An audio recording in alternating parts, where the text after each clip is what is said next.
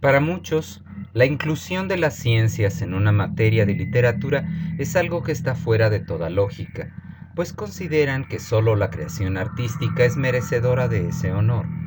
Pero como puntualiza el filólogo español Antonio López Eire, entre los griegos se sientan las bases de la literatura científica y surge el tratado científico como género literario.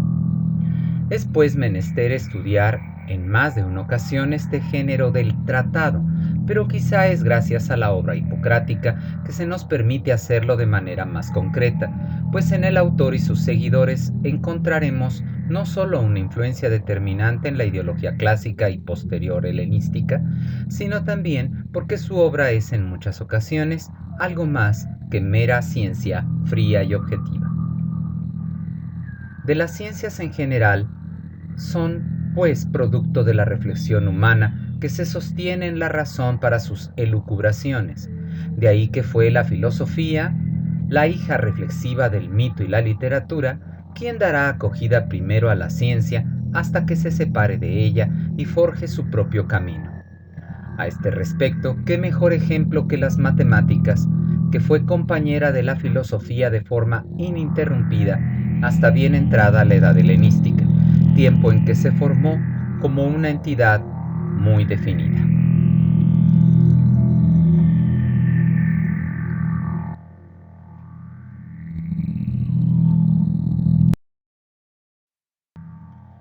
Durante el siglo V, la matemática estuvo ligada a los círculos pitagóricos, y el primer nombre que puede destacarse es el de Hipócrates de Quíos, matemático que floreció en el primer cuarto de dicho siglo y cuyo texto, del cual se serviría después Euclides, se llamó Elementos, Stoicheia, donde se interesó por la cuadratura del círculo y la duplicación del cubo. Es a dicho de Hipócrates que se le mereció el honor de ser el primer matemático en emplear las letras en las figuras geométricas.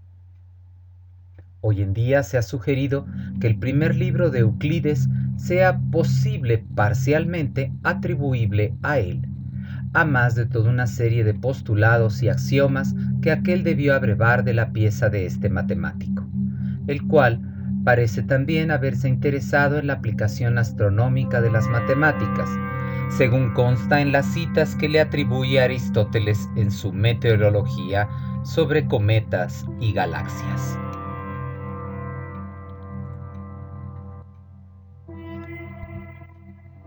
Enópides de Quíos es contemporáneo de Hipócrates, aunque algo más joven. Fue estudioso del zodiaco y de la oblicuidad de la elíptica, ambos campos ya conocidos desde tiempos babilonios. Si bien Enópides se preocupó de manera particular por el último de los temas enunciados, adelantándose así a los estudios de Euclides. Por su parte, Hipaso de Metaponto estudió la armonía y los acordes musicales de bases matemáticas, considerándosele el descubridor de la inconmensurabilidad, ya por su interés en los pentagramas y pentágonos, así como por los números aplicados a ellos que le llevaron a concluir la aplicación que podría dársele en la música. Por ejemplo, estudioso del cuadrado y de la irracionalidad de las raíces cuadradas de 3, 5, 7 y hasta 17 pies, pues que son simétricas respecto a un pie, fue Teodoro de Cirene, nacido hacia el 470 a.C., cuya obra conocemos gracias a las menciones que de él hace Platón.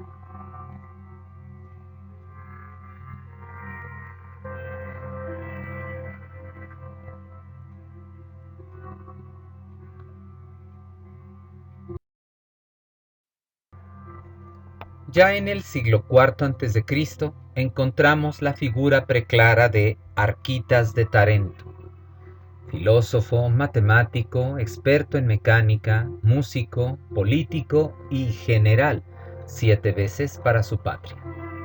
Fue admirable por su virtud e integridad tanto en su vida privada como en la pública. Es poco lo que sabemos de su vida, salvo algunos extractos que menciona Diógenes, puesto que hemos perdido las vidas que le escribieron Aristoxeno y Aristóteles. Sabemos que fue hijo de un Neságoras o Isteo. Su fecha de nacimiento sigue en entredicho, pero se calcula alrededor de antes de Cristo, por lo que fue contemporáneo de Platón, de quien se dice cuando su fallido intento por establecer su república ideal en la isla, y era fama lo había ido a escuchar expresamente cuando su estancia en ella. Como se mencionó, fue un general exitoso y sus conciudadanos lo eligieron en 7 ocasiones como estratega, puesto que nunca perdió una campaña, y ello, aunado a su buen carácter, le granjeó que su pueblo lo comisionara con diversos asuntos civiles. Luego de su actividad política, Arquitas se dedicó a viajar por el Adriático y a sus amados estudios. Es fama que trataban a sus esclavos, procurando su bienestar y su educación. Esta última, la educación, era un gran interés del filósofo y científico, principalmente la infantil y desde los más tiernos años, al punto que se le reputaba como creador de la sonaja.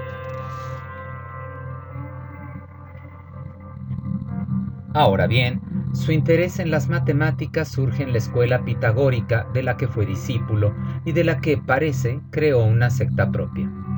De sus estudios sabemos que resolvió el problema del doble cubo, valiéndose de 2 medios cilindros, pues había estudiado a estos a más de la esfera.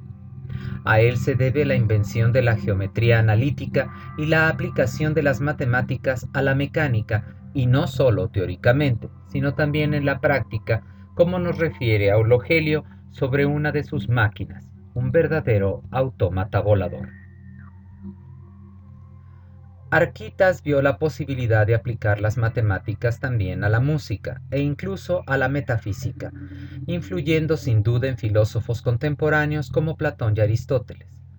De su obra conservamos numerosos fragmentos, aunque se duda de muchos de ellos. Se le considera el primer tratadista de mecánica y es estudioso de los armónicos en la música. Se le atribuyen igualmente tratados agrícolas, arquitectónicos e incluso uno de cocina.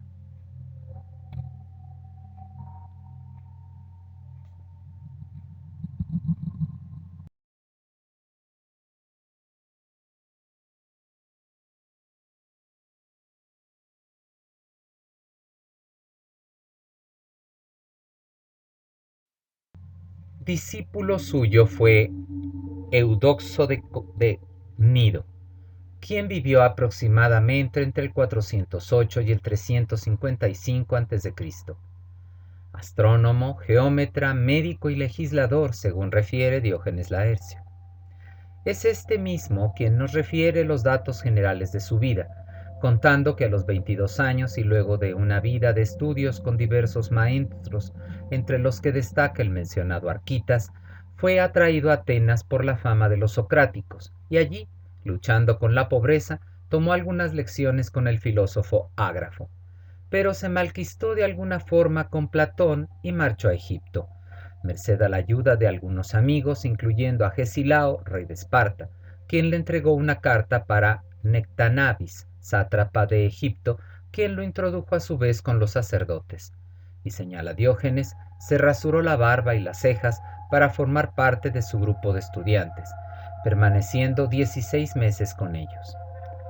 Según contaba el propio Eudoxo, el dios Apis logró un cambio total en su vida, por lo que se elucubraría algún tipo de iniciación religiosa. De regreso, ya maestro con discípulos, Eudoxo practicó la docencia en Cícico y la Propóntide, pero marchó a Atenas con la idea de fastidiar a Platón. Allí mismo, refiere el biógrafo, Eudoxo, invitado en un banquete de Platón entre numerosos convidados que no cabían en la sala, fue a él al que se le ocurrió disponerlos en forma circular, noticia que iría en concordancia con la supuesta historia de que fue el primer estudioso de la esfera, restando la importancia a los estudios de un Hipócrates de Quíos. Sin embargo, al parecer, parte de sus estudios en Egipto le permitieron un mejor análisis a la medida del año. Nicómaco, el hijo de Aristóteles, le adjudicaba la ideología del placer como bien máximo. Fue autor de diversas obras sobre geometría y astronomía, entre ellas unos fenómenos, fainómena, precedente de la obra de Arato, corriendo la noticia, muy discutible hoy en día, de que el helenístico meramente había puesto en verso la pieza científica de Eudoxo. A juicio de algunos investigadores, Eudoxo sería el más relevante de los matemáticos griegos por haber descubierto la teoría de la proporción aplicable a magnitudes conmensurables e inconmensurables, misma que le permitió la medición del año, y así el método de la exhaustión, con el fin de poder medir áreas y sólidos curvilíneos. Su conocimiento en Egipto le llevó a descubrir igualmente que una pirámide es la tercera parte de un prisma de idénticas dimensiones. Merced a los estudios de Eudoxo, su discípulo Menecmo pudo descubrir las secciones cónicas, dos de las cuales, hipérbola y parábola, las utilizó para solucionar problemas de las dos proporciones finales. En la astronomía destacó Filolao de Crotona, el primer pitagórico del que tengamos noticia que haya escrito un libro. Contemporáneo de Sócrates, Platón señala que fue discípulo de Arceso y el maestro después de Cebes y Simias de Tebas. Ignoramos cuándo partió de la ciudad, pero alrededor del 399, fecha de la muerte de Sócrates, encontramos a Filolao en Italia, si bien parece que vivió un tiempo en Heraclea. De Italia se vio expulsado con el resto de los pitagóricos, muriendo, según refiere Diógenes, como sospechoso de aspirar a la tiranía en Crotona, aunque es un dato poco fiable. Su tratado sobre la naturaleza describía en 3 libros el estudio de los fenómenos finitos e infinitos, el número par e impar. Filolao sostenía que el fuego estaba en el centro del universo, si bien hay otro fuego que envolvía al universo en su periferia. Afirma que el fuego central, la antitierra, Antíctonon, y la tierra habitada existían, siendo imposible contemplar aquella desde esta. En el mismo texto se podía leer sus teorías sobre la naturaleza cálida del semen y el útero, por lo que nuestros cuerpos eran igualmente compuestos de lo caliente que rodea y es el eje de la Tierra. Notamos con todo ello que sus intereses eran amplios, aunque circunscritos a su teoría básica, y que la misma no era solo producto de sus estudios pitagóricos, sino también que se reconocen otras filosofías. Hay quien ha querido ver una triple partición de la obra, donde el filósofo estudiaría en el primero de sus libros la naturaleza general, luego en el segundo la naturaleza de los números arriba mencionados y finalmente en el tercero trabajaría conceptos del alma.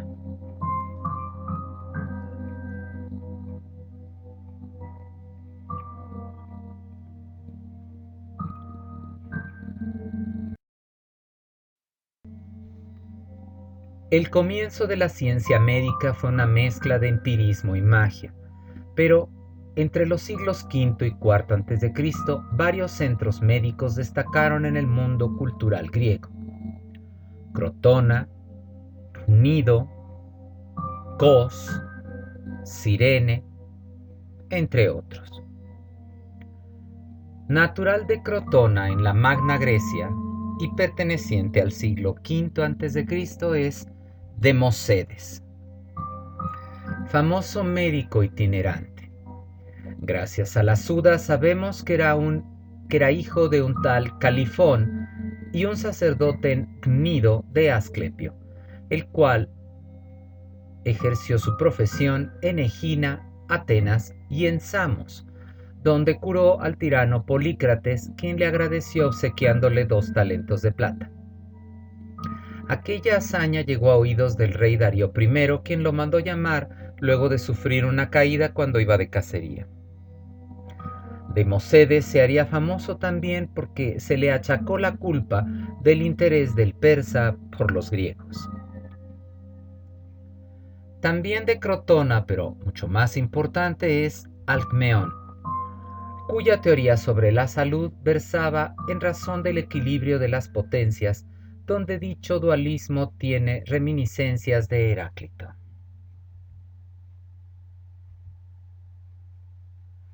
1. Con respecto a la salud, se dice que es un equilibrio de fuerzas comprendidas en sí, de lo húmedo, seco, frío, caliente, agrio, dulce y del resto.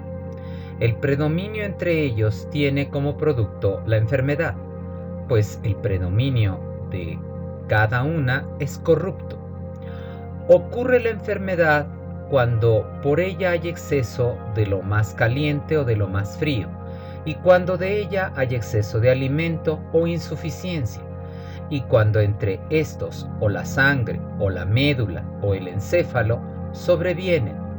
Pero alguna vez entre estos hay causas externas producidas por las aguas o la región, o por las fatigas o la necesidad o los aspectos cercanos a tales. La salud es una conformación proporcionada de cualidades. Sus teorías sobre el cerebro como órgano central del cuerpo fueron cruciales para la medicina posterior, y sus especulaciones acerca de los poros y el vacío influyeron en los filósofos Empédocles y Demócrito. Alcmeón escribió un libro titulado Sobre la naturaleza, en dialecto jonio, que sería la primera obra griega consagrada a la medicina. Teoría interesante de este era también aquella que versaba sobre la procedencia del semen del cerebro y la idea de que prevalecía el del progenitor que aportara más cantidad, así como la idea de que el embrión se alimentaba a expensas de todo el cuerpo de la madre. Entre los médicos de Gnido destaca durante el siglo V a.C. Eurifonte, elogiado por sus conocimientos sobre anatomía y sus estudios a la fiebre pálida o lívida por el posterior médico Galeno. Eurifonte opinaba que las enfermedades se producían a causa de la acción perturbadora de los residuos indigestos de la alimentación, en griego perisómata. En cuanto a los procesos quirúrgicos, era partidario de quemar y cortar.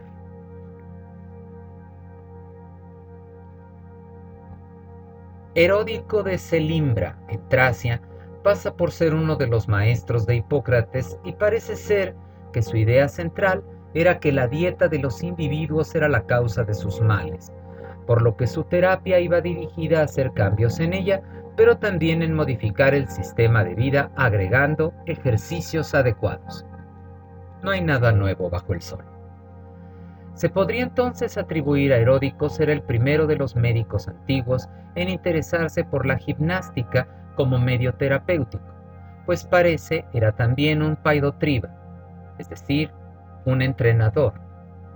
Con todo y lo moderno que ello pueda sonarnos, sus métodos no fueron universalmente alabados. La noción de equilibrio era esencial en sus teorías y procedía a ello de sus propios males, que trató de curar con regímenes endurecidos de alimentación y gimnasia que le merecen el descrédito de Platón. Si bien podríamos argumentar que para el filósofo Heródico era además un sofista, y ello ya le desacreditaría en la opinión de éste a priori.